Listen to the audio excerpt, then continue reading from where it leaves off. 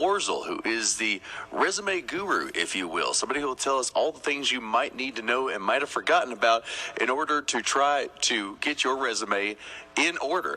And then also a little later on in the show, we might be hearing from Dr. Michelle, since we couldn't get him on yesterday around the 9:30 mark for what would usually be our Monday medical update, but in this case will be our Tuesday medical update. We'd love to hear from any and all of you.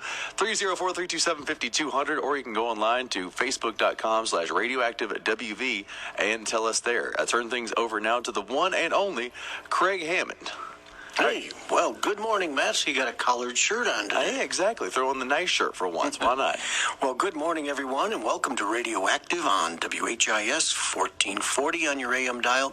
A lot going on, as Matt mentioned. Matt Warzel will join us. He's known kind of all over the country as the guy who gives you a little advice on if you're seeking a job and you want to put a resume together, how to do it, what to say, what not to say. So he'll join us as well. Yesterday, Reverend Ralph Northam, Governor Ralph Northam was vaccinated. We'll tell you with what and how.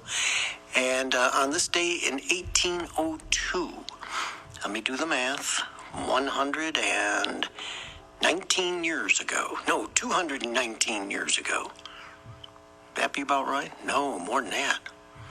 I'll have to do the math. Anyways, a big event happened in the United States. Also, legislation concerning statues was passed out of committee in the West Virginia legislature.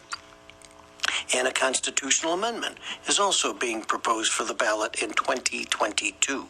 So a lot to go about. Is Mr. Warzel on the line? Mr. Warzel on the line? Not yet. No. Okay. I was actually just being paranoid and testing the phone line one more time myself after all the troubles we've had recently. Yeah, but it's a new, shiny, beautiful. Well, again, we got the brand new shiny one over here and everything. We're hooking that in to go on air, but the one that actually get us on air there will be this 1982 special right over here. Yeah, that's the vintage. Yeah, exactly. Taking it back. Though I do miss these kind of phones, and for the most petty and stupid reason, because you just can't hang up on somebody with authority with today's cell phones. There's just nothing satisfying about hitting the touch screen with your thumb. You can't aggressively do that. They don't even hear it. But the way you could really give a good day, sir, ka-chunk back in the day, and I mean, put that thing on there, yeah. The phone right on the cradle. Yeah, just satisfying. It sounded nice. You felt better. They felt disrespected. You know, it's everything you wanted. It did it. Oh, I remember those phones. I remember the direct wire wall phone. That was all we had for a while. It was wired directly to the wall. You didn't plug in anything. It was directly wired, and then and it had its own electricity. So when you had power outages, you still had the phone. Yeah. Mm-hmm. So it's funny too that these newer phones, they're very nice, but like I always noticed that too with the conference, like office phones. Maybe it's designed for exactly that reason with the angle, so you can't hang them up; they just fall off. And I hear the phone ringing. That could be our guest. We'll see.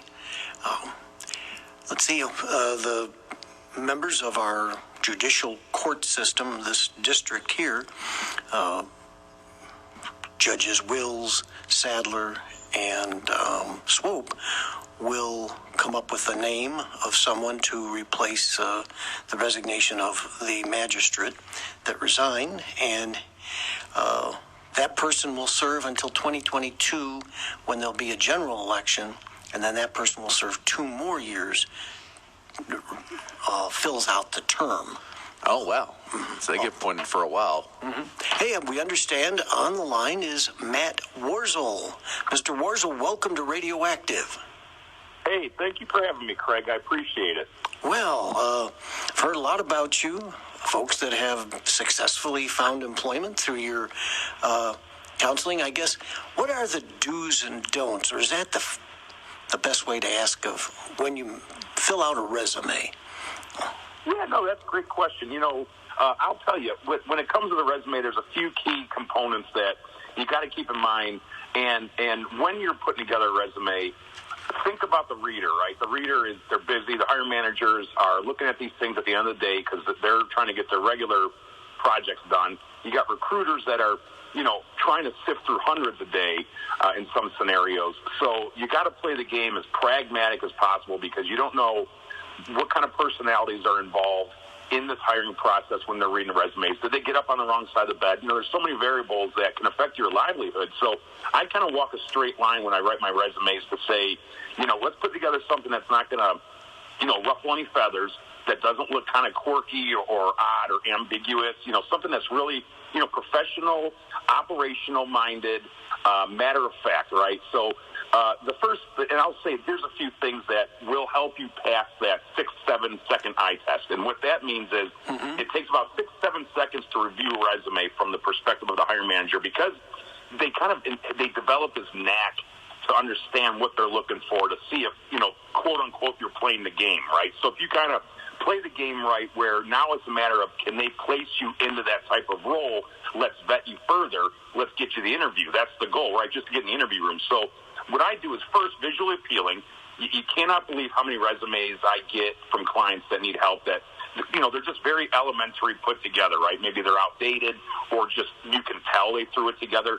That's a big no-no, because it shows you have there's no detail-oriented that comes through like that. You got to make sure that you're aware of the details, because they expect that to be a part of your day-to-day when you're working at the company. So visually appealing, ATS compliant. ATS is applicant tracking systems, and I know a lot of job seekers hear about this nowadays, and essentially it's fancy word for software that recruiters use to house these resumes. And, day one, they might have 50 resumes. Well, by day 100, they got 1,000 in there. So they got to go and find you from back at day one again. So this is their way of sifting through this ATS to figure out where they can find you again. And to be compliant with ATS, get rid of any columns, graphics, pictures, text boxes. I'm a big believer in keeping it very, not vanilla, because, again, it still has to have some pop, but very easy to copy and paste if they have to on the fly. So it's got to be this kind of, where if they're trying to grab your information to throw it into the ATS, they can't be trying to sift through different text boxes to pull certain stuff out. So keep it really linear. And speaking of ATS, this is where now for them to find you down the road, they got to use those keywords. They call them, buzzwords, if you will. And these keywords, you got to optimize your resume so you have certain words that fit to what you're trying to do, right? So if I'm going to hire a supply chain manager, I want to see a resume that has words that resonate with me every day, that live in my world, that I breathe and speak every day with my colleagues. When I see a resume that speaks to someone who wants to do the job that I have open, and it has this kind of lingo that I'm familiar with, now I'm intrigued to read more, because now I'm seeing somebody that, it sounds like they're in my space. This also plays into how you lay out your resume. This is kind of my final tip, is you got to have a proper layout. And I'll give you a quick summary of what it is. First, you got your contact information, name, email, phone, city, state, LinkedIn URL. And if you have a personal portfolio, you can throw that in there too, but no need for a full address anymore. After the contact information, you want a nice summary. This summary is a quick career snapshot, if you will, of what your best value offerings are that relate to, and again, I'll go back to the analogy, supply chain manager. So maybe you talk about real briefly how you can handle the full supply chain life cycle, and how, maybe a quick little success built into that summary where it kind of gets the readers going, oh, perfect, this person's, again, in my world. I'd like to keep reading. So then they get into this key skills section. These skills are operational based. This is not soft skills. This is not hard work, teamwork, none of that, communications. These are going to be methodologies, processes. If you're a non-techie, this is where you can start throwing in a little bit of your tech stuff. Although if you are in the IT world, keep that for the very bottom of the resume, because you clearly are going to have a big block of tech stuff. So, and you don't want to lose that, but you don't want to inundate the recruiters or the initial vetters like HR assistants that might not be in the IT world, right? So keep these things hard skills: project management, data analysis. You can even do stuff like Lean, Six Sigma, Kaizen. Again, methodologies. Maybe Salesforce if you're a salesperson. You want to list some of those tech stuff that you might have acquired in the skill section. And again, this helps with the linearness, right? So if they're going from a summary into these buzzwords that resonate with them, now they're going to go into the next section, which is an accomplishment section. This accomplishment section should be about 5 to 7 statements of your super most impactful wow wins, your accomplishments that are your best that you got. And this is the first thing you want to think of is, what are the best ones that relate to the job that you're targeting? Second, what are ones that are metric-based? If you got a percentage, maybe you drove profits by $100,000 last year because you acquired 50 customers or whatever. And then third, anything that's just really neat. Maybe you met the president before, or you gave a speech at some sort of big banquet in the industry, whatever. Something really cool that will resonate. Now, when you're putting together these, you want them to be operational focused, bottom line driven. So I kind of go with this PAR formula: problem, action, result. What was the problem? What action did you take? And what was the result of the action? Mm-hmm. Right? Yeah, prospective employer wants to see that you addressed a problem and solved it.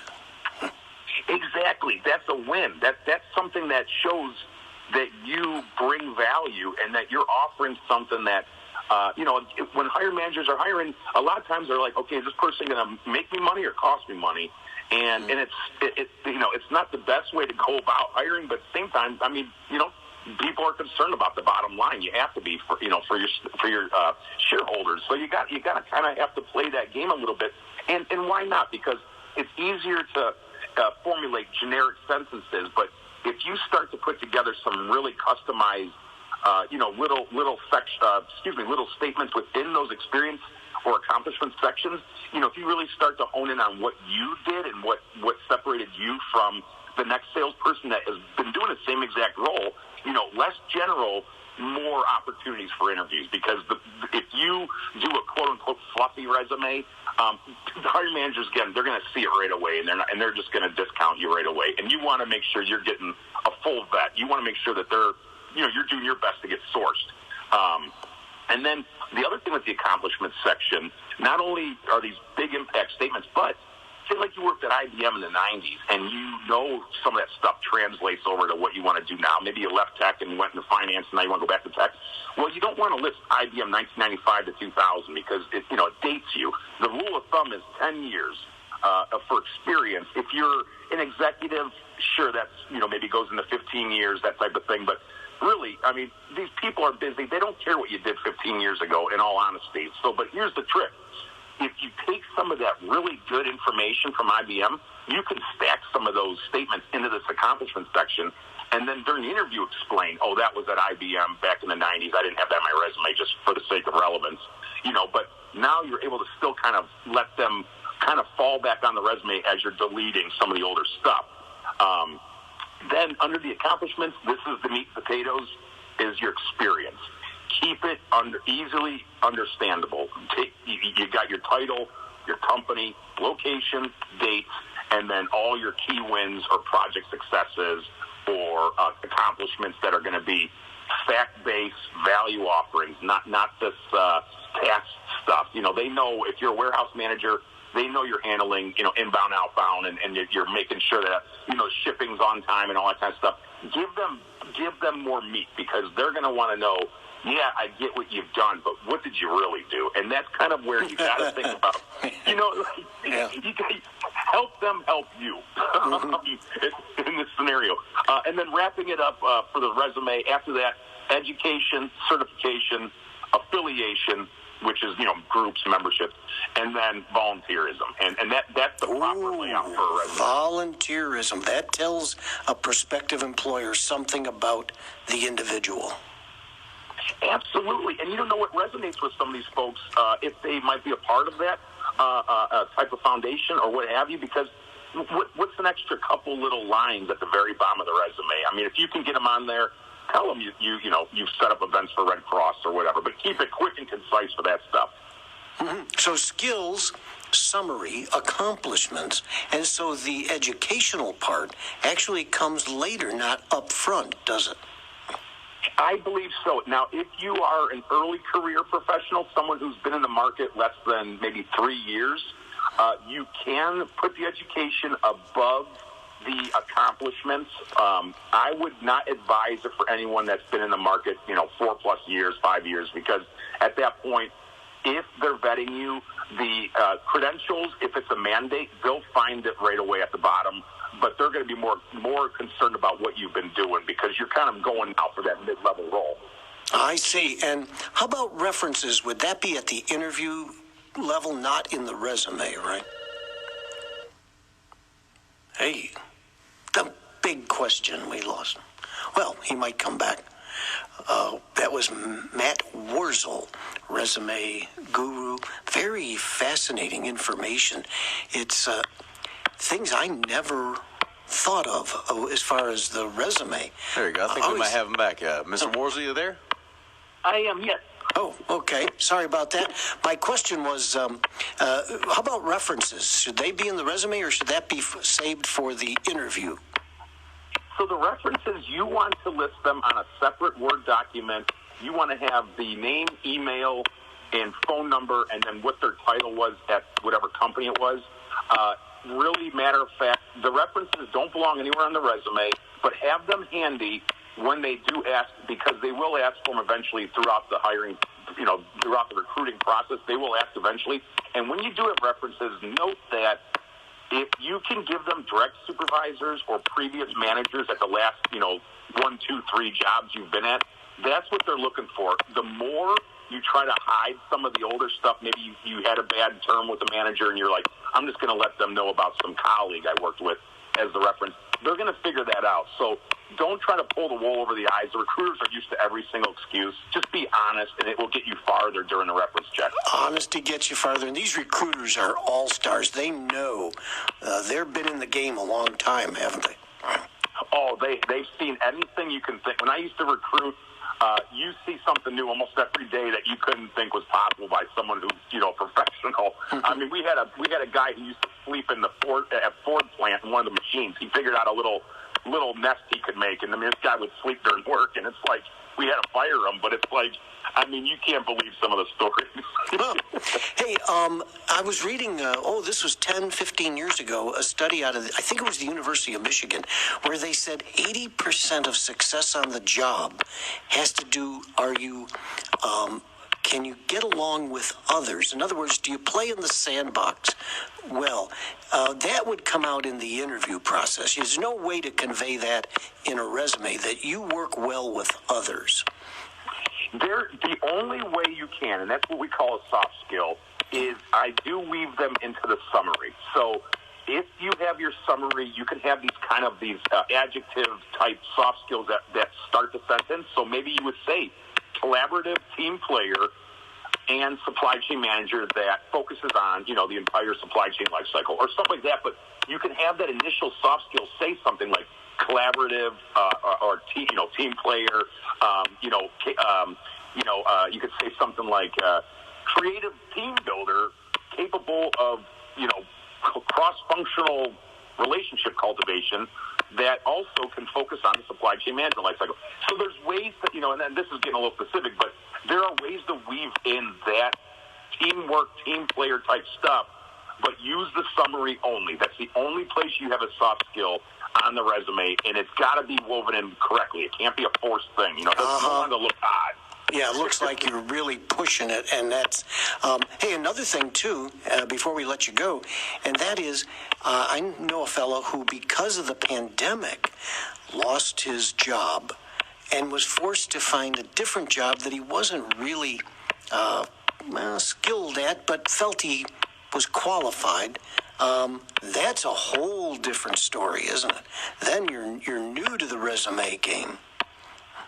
Sure, absolutely. Career-changing professionals is something I see almost every day, or at least a handful of times a week. So, when you're doing resumes like that, where you might be stretching yourself out there and trying something new, you just want to make sure when you're putting together a resume, transferable skills, transferable accomplishments. So, again, unless it's something really cool, like we had mentioned early on, that really makes you stand out, try to leave most of your stuff off that just doesn't relate to the new world. If you're a teacher trying to go into training or like learning and development, keep some of the stuff that's really nice from the old teaching days that resonate with corporate world.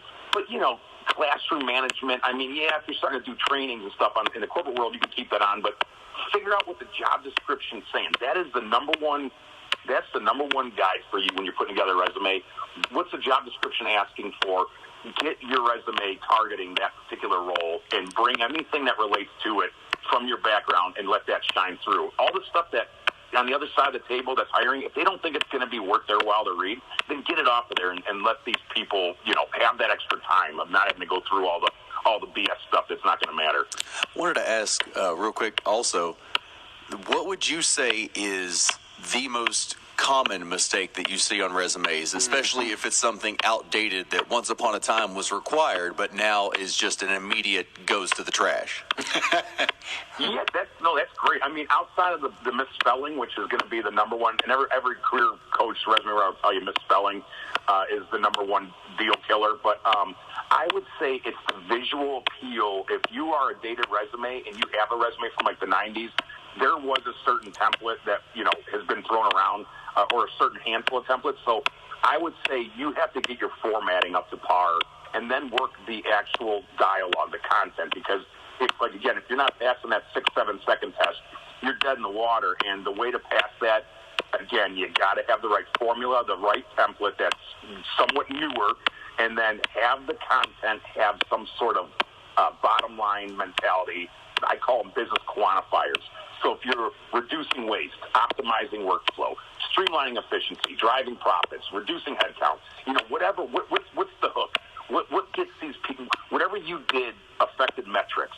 Regardless if you track them every week with your employer, whatever you're doing is doing something for some sort of metric. So figure it out, reverse engineer it, and then start tracking these things while you're working. When you're in the grid of things and you're trying to figure out, maybe there's another, opportunity out there you wouldn't mind doing. Well, then as soon as you get that hankering, and you should be doing this anyway because we're not, nothing's secure anymore the way things move now. But I would just be constantly trying to figure out what are you doing every day that has had success, and what are some little wins that you notice along the way that maybe your manager did tell you about, or, you can kind of start seeing from the perspective of, maybe reports that come out or whatever, that you can just kind of snag up and be like, this is something I did, and here's a percentage that it affected. I'm going to keep this for my resume when I got to build it out. Hey, we'll have to have you back again, maybe talk about now with the pandemic, we may not get that face-to-face interview, maybe a webcam or a Zoom interview. But before we let you go, ATS once again stood for? Applicant Tracking System.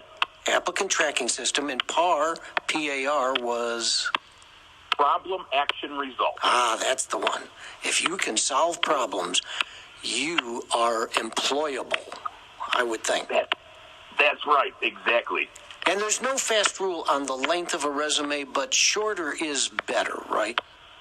Yeah, shorter. I mean, obviously, again, these people are busy, so you just got to be kind of empathetic and think, what are they going through? They don't have time to go through 3 pages. I mean, I go 1 page is preferred, 2 is fine, 3 is only if you are, someone maybe a high-level IT that you just can't quite get all the projects down, or a federal resume or an academia CV type thing where you got to list publications, whatever.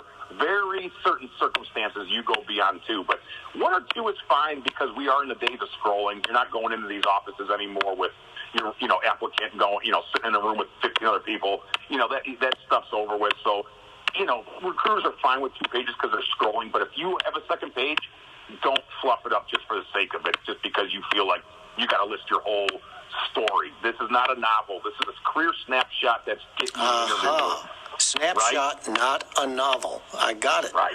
Hey, well, Matt Warzel, thank you so much. We'll have you back again because there's so much to talk about, because people are changing careers and people are looking for new challenges, some because they have to, some because they want to. But very good information.